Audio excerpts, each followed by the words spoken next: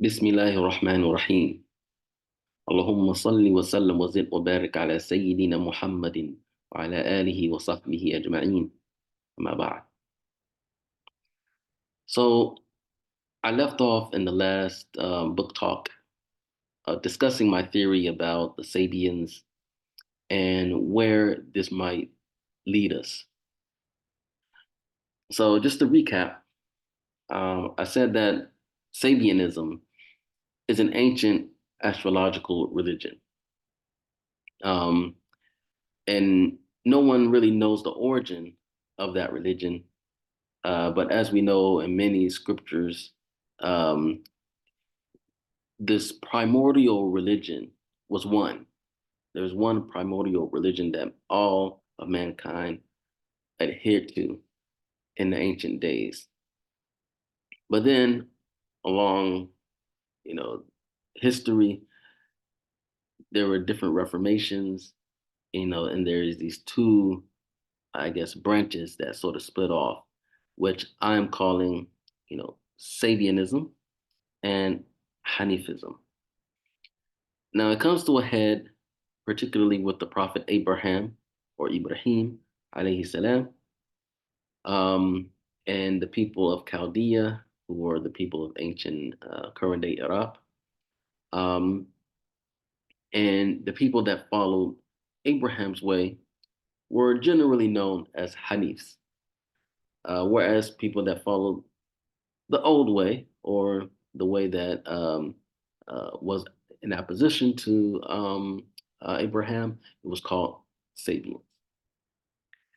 And so many of the Near Eastern religions fall on this continuum between what we call Sabianism and Hanifism. And I discuss it in more detail in the book, but I go through, these various expressions of the Near Eastern religion, which we know as the Nasara, the Yahud, or in the Qur'an it refers to them as Alladhina Hadu, and the Majus. And I believe that all of these various these various religious communities, they fall, they fell on one, on part of the continuum of Hanif and Sabianism. Um, so yeah, in the book I describe in a lot more depth who I believe the Nasara are. And in brief, I would just say that um, it's all actually an allusion to the Nazarene, the priestly class of the Sabians, particularly the Sabians of the Mandean Sabians. Their priestly class are known as Nazareans or Nazarati, and they um, uh, they are the ones that sort of the Quran is addressing. I do believe. Same thing with Alladin Hadu, those that claim to be Jews. Um, they also subscribe to Sabian thought, as well as the Majus or the Magians, also a priestly class within Zoroastrianism. And I believe these are the people that the Quran, that Allah in the Quran is directing um, his criticisms of.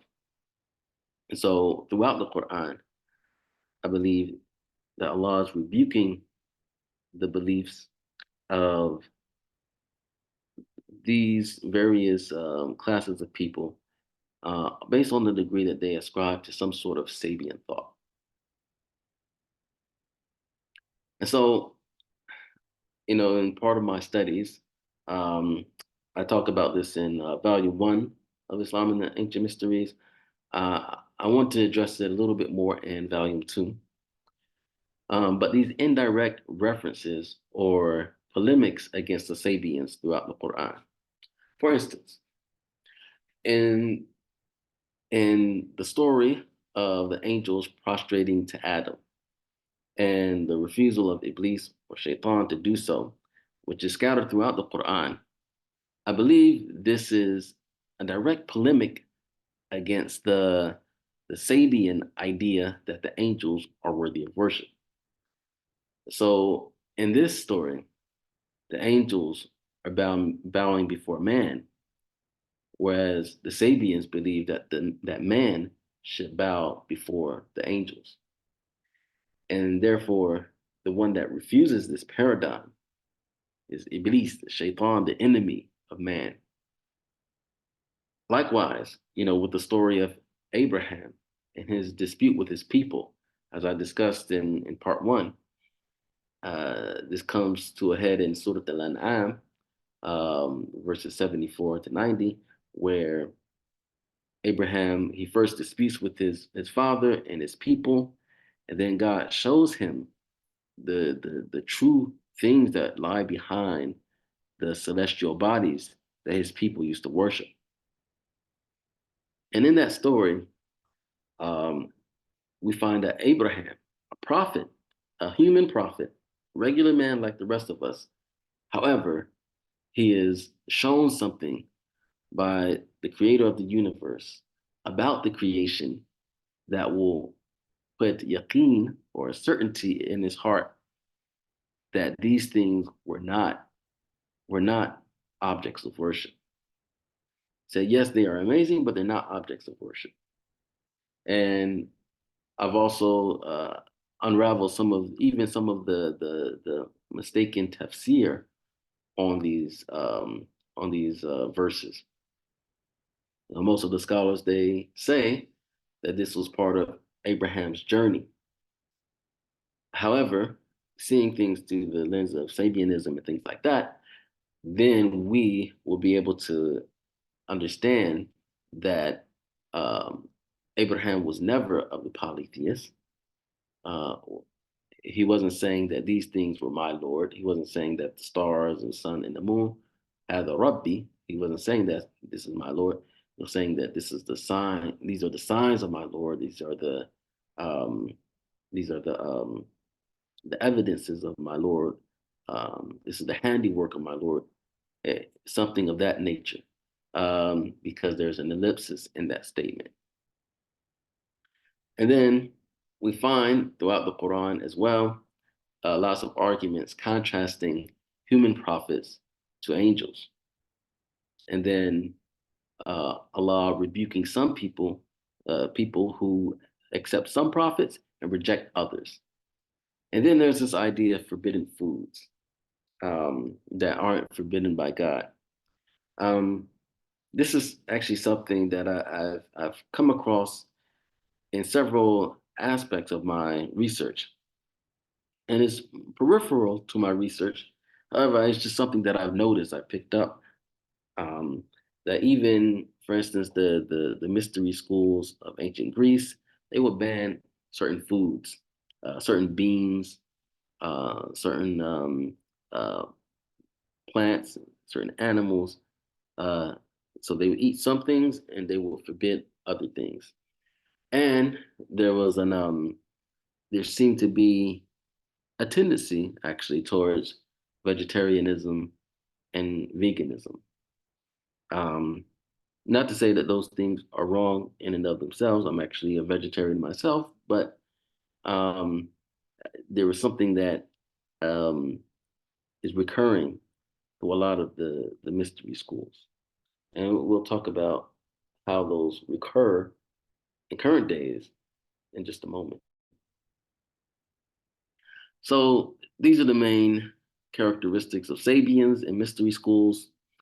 Just to recap, um, the first one is the worship of angels or jinn, or what they call otherworldly beings and celestial phenomenon, um, and then their relationship or the mastery of the occult sciences, particularly astrology. And then usually the Sabians and the ancient mystery schools, they also had knowledge of empirical sciences uh, and philosophy. They were often opposed to prophecy and prophets, whereas they saw that sages, people that were recognized for their wisdom and their morality and their discipline, and things like that. They came to this on their own merits. So the idea of salvation is one that's debated, and salvation for the Hanifs is not through personal efforts, but through God's grace, like God's rahmah or His mercy. Um, Whereas many of the mystery schools and the Sabians, they saw that salvation came from self-discipline, self-knowledge, knowledge of the arts, crafts, sciences, and things like that. And then, like I said, the eternity of the universe was a great debate throughout history. And it was one that the Sabians and the mystery schools all argued for, whereas the Hanifs saw the universe as finite. And then this led to their idea of, because they feel that time is cyclic, then they denied the afterlife or final judgment. And then, as I said in the previous presentation, that Hermes was their main prophet, or a figure that they always return to as like the source of their knowledge. So, in this discussion, I'm going to talk about the last argument that I make in my research, the polemical argument. Um, and I know this is going to probably step on some toes. Maybe it's going to um, cause a lot of people to question, um, you know, what I believe, or maybe question what they believe. But I just wanted to put it out there. I don't really discuss it that much in volume one of the book. I don't think I'll discuss it in volume two as much as well, but in the later volumes, yes, I will discuss it a lot more. Um, and this is the modern mysteries. Um, Now, this brings the relevance of the topic today. And, to say that mystery schools and Sabianism, they never went away. They were always, um, you know, in existence, even with the domination of the major Hanif religions, particularly Islam and Christianity. Um, and we've talked about some of their problematic beliefs and actions.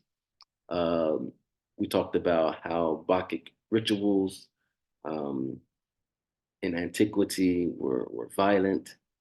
Um, they were basically sexual assaults on men, women, anything. And they also uh, practiced pederasty, so man on boy. Um, they believed that was a way of passing their wisdom, um, among other things. Child sacrifice, um, and other things that most people kind of found problematic or amoral. So all of those things were suppressed, particularly with the rise of Christianity, and most definitely in Islamic lands. However, like I said, um, both Christianity, particularly Eastern Christianity, and Islam, kind of made amends with the mystery schools or the knowledge of the Sabians. They took the knowledge, they took the good that was in it, and they left off uh, these problematic practices.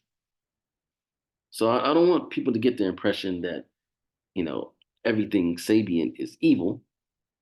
No, I just want to get people to understand where a lot of these things are coming from and understand this dichotomy so that we can have a label for it. Nowadays, we don't really have a label for it. And I'll get into this, I guess, momentarily.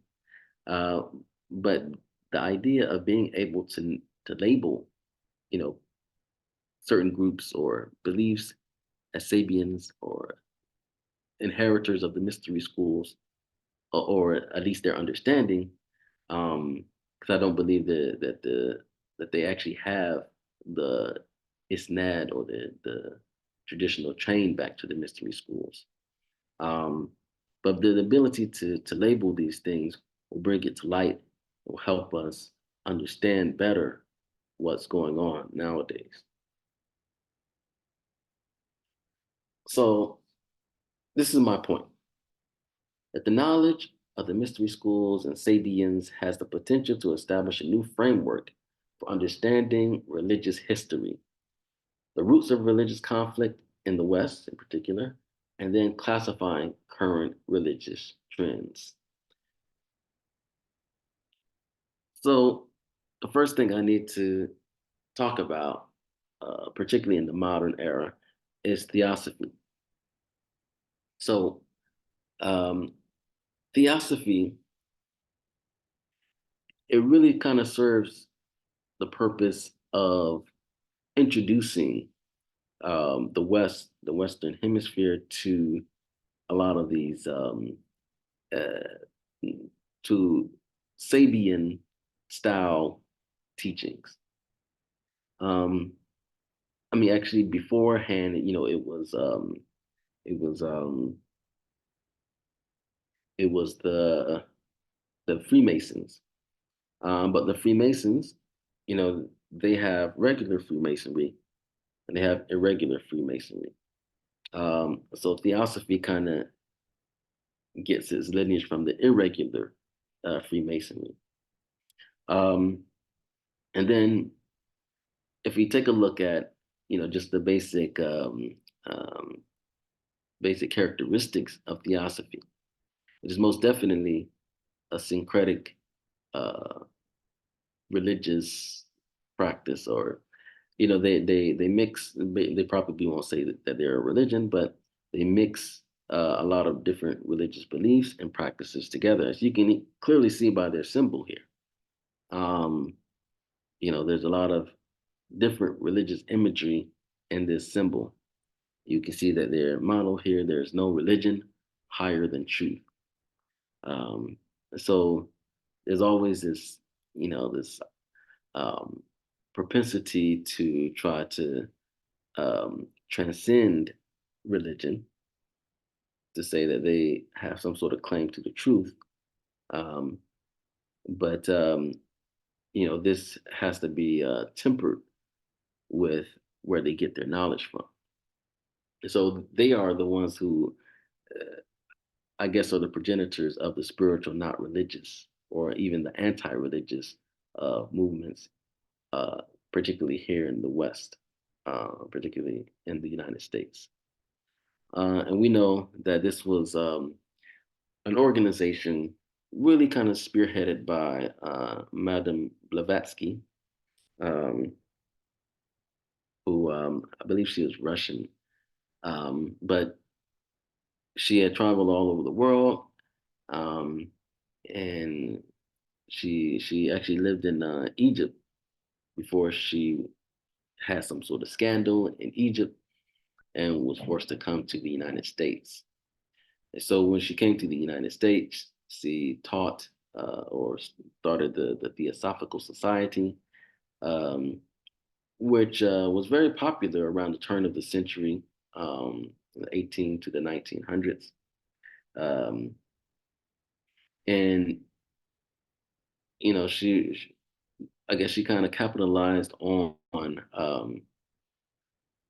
the superstitions of the time, particularly in the West. I mean, the United States has always kind of been a very religious place, so to speak. Um, and so a lot of people were inclined to, dip and dabble in various religious things. Of course, the Freemasons kind of opened that up beforehand. So Theosophy was a big movement around the turn of the century. And I need to talk a little bit about the French writer Rene Guénon, who was known in his later years as Abdul Wahid Yahya. So he was um, He was from France, but he was a member, or at least participated or dabbled in theosophy as a youth, uh, as well as many other things. We know that he was part of a Freemasonic group. He, I think he worked for the Catholic Church or something like that at some point. Um, he also, he was a studier of Hinduism and Taoism and a lot of Eastern philosophies, um, as well as Islam and so on. And, if anything, he would kind of be credited with uh, the idea of traditionalism. Now, Rene Guénon, um, actually, one of his first publications was called Theosophy, A History of a Pseudo Religion, um, in which he really kind of exposes and um, rebuts a lot of the philosophies and practices of theosophy, and he pretty much uncovered a lot of the things that lie behind theosophy.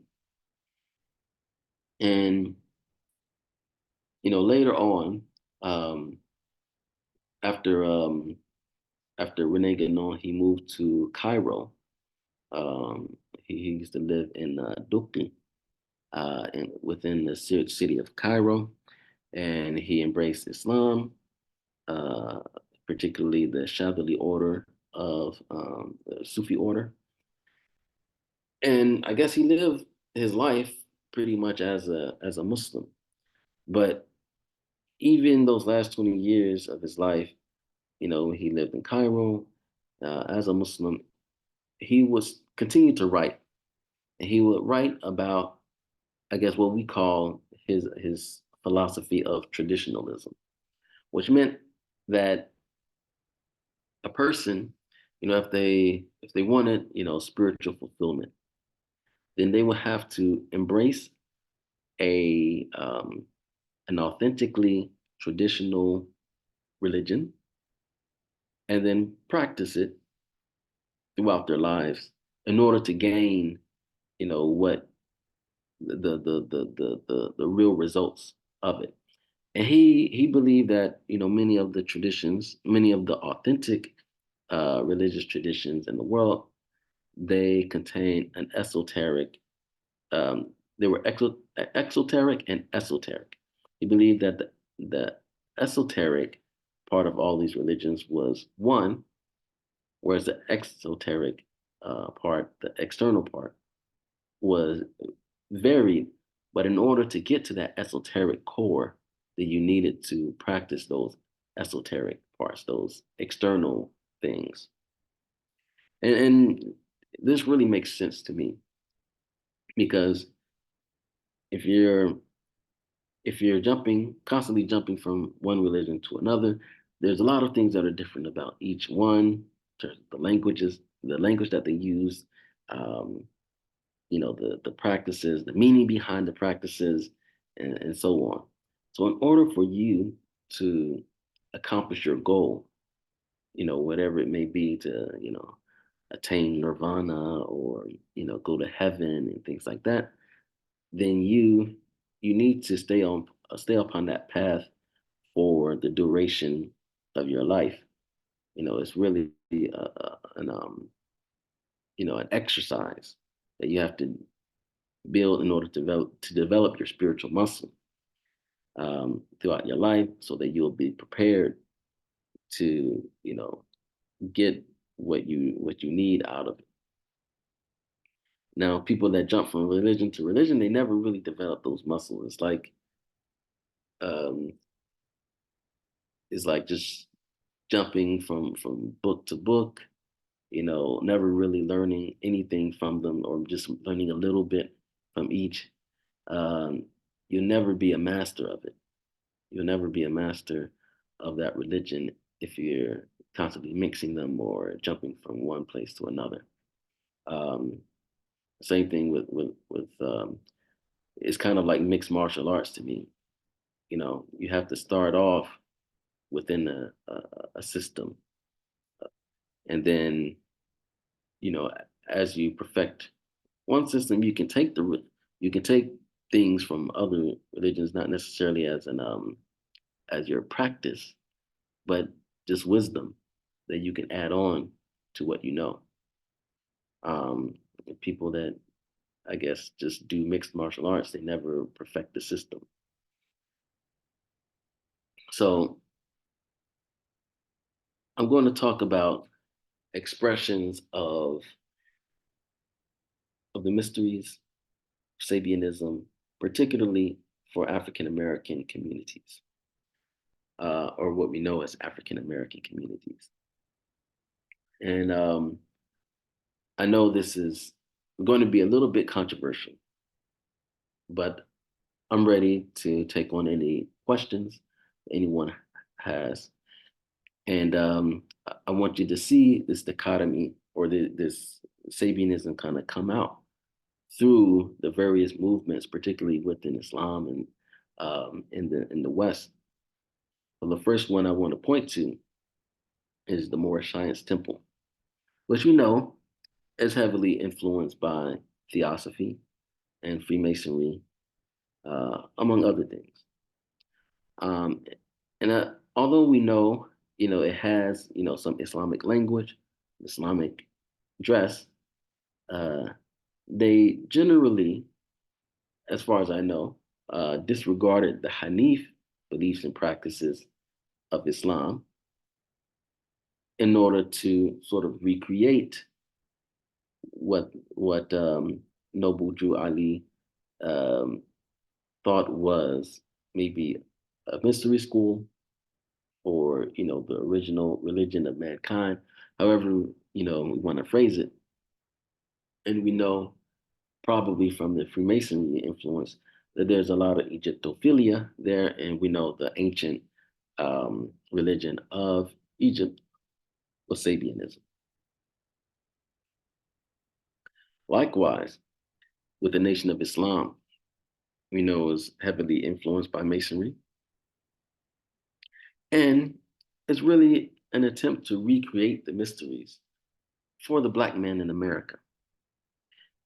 So, in terms of their mythology, they have some syncretism, use of the Bible, use of the Qur'an, uh, taking from a few other things.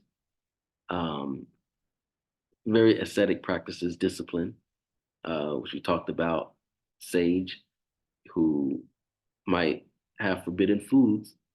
If you look, if you read through the Honorable Elijah Muhammad's How to Eat to Live, he bans a lot of foods with the idea that you can gain, and he promotes, daily fasting. These types of disciplines help you achieve, you know, a longer life, which is obviously a Sabian belief. So some Sabians believe that, you know, through these ascetic practices, they can ascend to the levels of the gods or the angels. And we know the Nation of Islam did see Allah as a man. And then, of course, we have the five percenters who also kind of attempt to recreate the mysteries, but more of a philosophical way of recreating the mysteries. So, leaving off the ascetic practices, they get into the philosophies, the 120 lessons, numerology, symbolic language,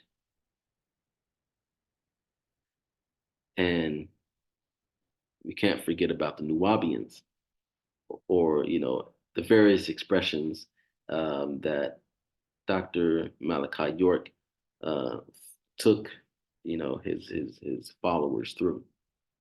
Um, we know that they had uh, lots of Egyptophilia, um, among other things, of course. And so we know there's various expressions of Malachi York's group, the Nubian Islamic Hebrews, the Pure Sufi, the Holy Tabernacle Ministries, Tamaray, so on. Um, and really, what he was doing was trying to create a number of different mysteries. So he said, you can go through, the Nubian Islamic Hebrew way, or you can go through the Holy Tabernacle way, or you can go through Tamaray, or his version of the Shriners, and so on. Uh, these were all attempts at recreating the mysteries. And of course, we have Afrocentrists. Um, we know that it's Egyptophilia at its peak. Many people uh, of this persuasion attempting to, always kind of they make a pilgrimage to ancient Egypt. Uh, they also, have the Asar Aset Society, for instance, where they try to recreate the Egyptian mysteries, quote unquote. Um, some people of this persuasion try to go back to traditional African religions, um, whereas you really have to be inducted into a tribe in order to be part of that religion, or sometimes Afro-Caribbean religions. Um, and then we know that some of them, they embrace things like astrology and most definitely pseudoscientism. um, and some of them even embrace polytheism and atheism.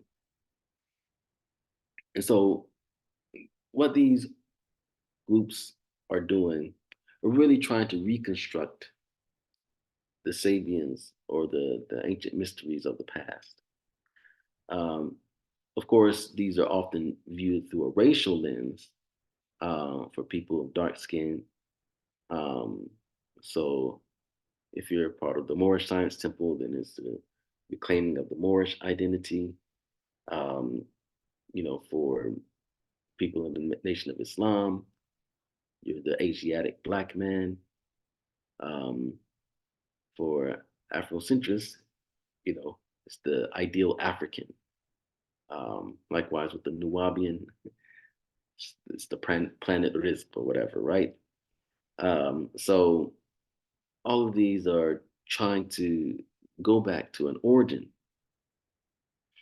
and attempting to recreate the mysteries.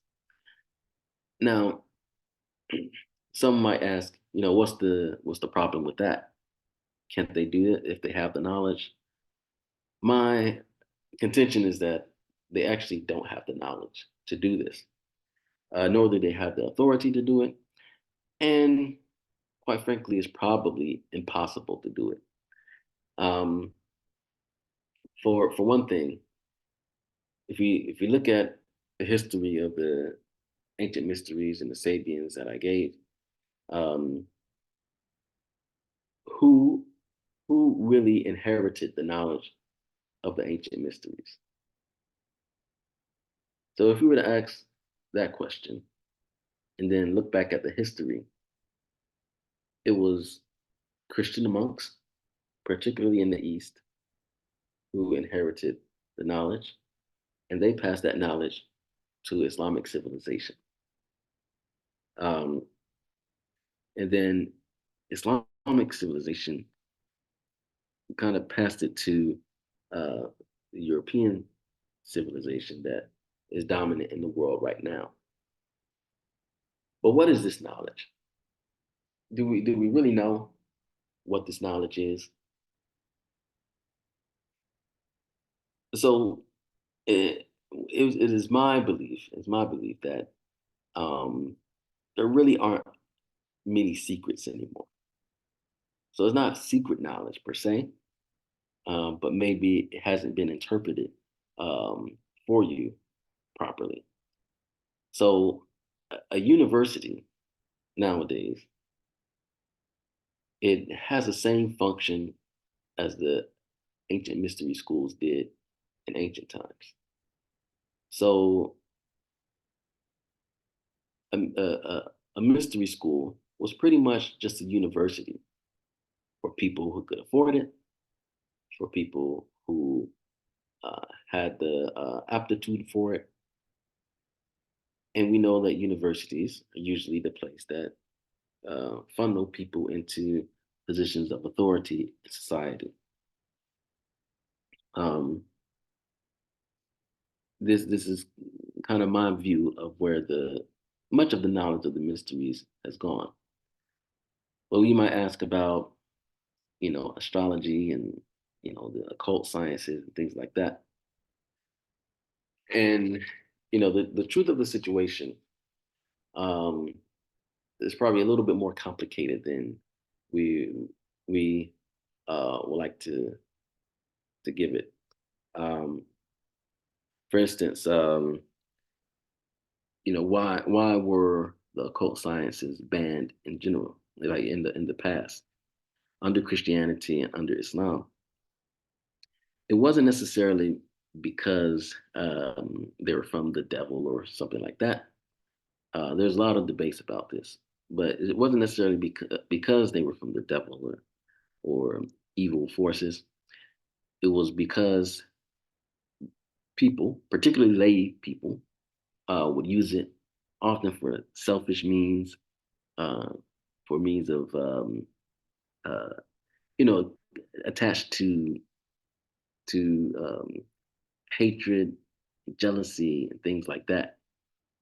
And the science was real, but we couldn't just allow people to use it, for these means. It caused a lot of chaos in societies.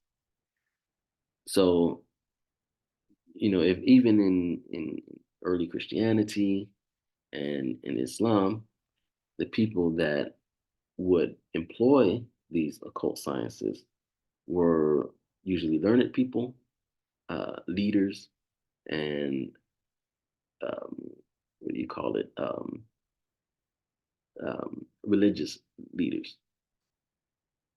And ideally, because they had the proper training through, their university training or their their education growing up, they had a moral sense of responsibility and how to use these knowledges. And therefore, um, when they used it, when they looked at meteorology, for instance, uh, they used it to predict the weather so that they can know, when to provide a certain shelter for people. They would use, the stars to maybe predict future events like a famine or something. So they know how to stock, food and things like that. So they didn't necessarily use it the for their own selfish means, although there's probably that too. But oftentimes it was understood that they needed to use this knowledge for the greater good. Um, and even if we look into Islamic jurisprudence, there's some gray area about another Nujum, the study of the stars. Um, I think it's Sahnun, the Maliki jurist, who was was usually responsible for, or said to be responsible for spreading the Maliki madhab in the western part of the Islamic Empire. So he said, and I'm just sort of paraphrasing what I read in one of his works, was that basically, um, you know, scholars who have access to this knowledge, they have a sound chain um, in this knowledge, then they can learn it and they can practice it, within good reason. But if they're caught, studying it, teaching it, practicing it, then they should be executed. Because the idea is that this knowledge should not be the regular people or common people should not be privy to it, and you know whatever whatever criticisms that people might have of you doing this are on you.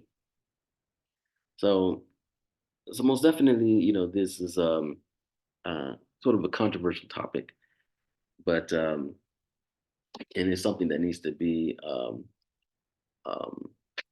studied in more depth. Maybe I'll take that up in future volumes, or maybe I'll leave it to my progenitors, people that have studied the subject a little bit more than I have. Um, but yeah, that's what I wanted to get across to you.